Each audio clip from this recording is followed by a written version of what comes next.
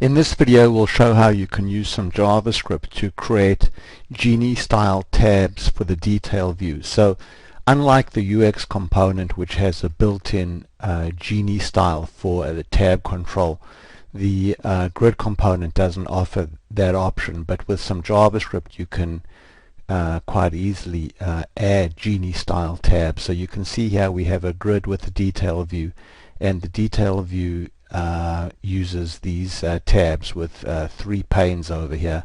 But when we render the detail view, you can see we don't actually see the traditional tab buttons for switching from one tab to the next, but instead we see Genie buttons that tell us how many steps there are. So next, and then we can see now we have a previous and next button, now next again. So the next button has now disappeared and we just have a previous button. So the way that this was done was first we actually went to Firefox to look in the DOM and see what the name of the tab object that the detail view uses is, and we can go here in the DOM, and you can see that if we look in the DOM we can see that that next to the grid object over here there's another object called underbar dv tab underbar r1 underbar 1r underbar 1 obj. So this is the name of the tab object that is being used to wrap the detail view. So with that information in hand, we can also go and look at the tab that is rendered before we do any of our JavaScript, and we can see over here that there's a placeholder. Let's go to the HTML view here.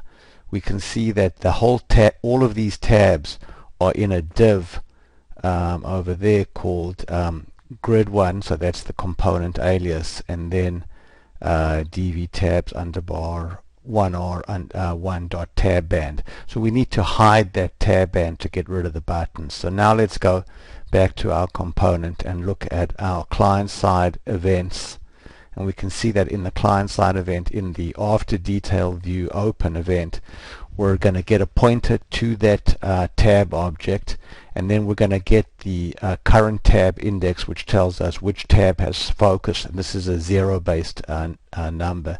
Then we're going to get a count of the number of panes, which is going to be the tab object dot panes dot length.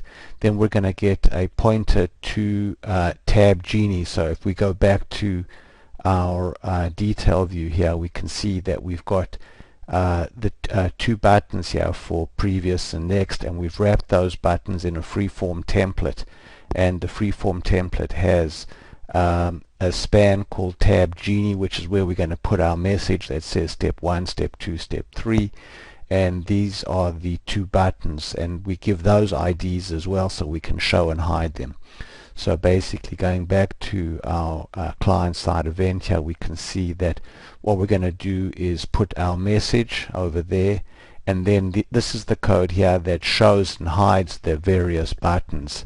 Then if we go look at the actual buttons that are being used, so this is the button to go back, and so what we're basically going to do is subtract 1 from the current tab index, and then call the select method of the tab object, and then we're going to execute code to show and hide the appropriate buttons. And then for the next tab, you can see here we're going to basically add 1 to the tab object.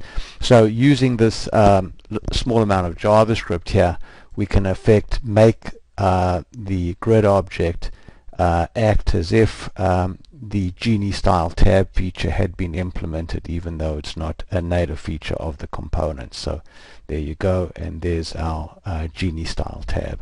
Thanks very much for watching.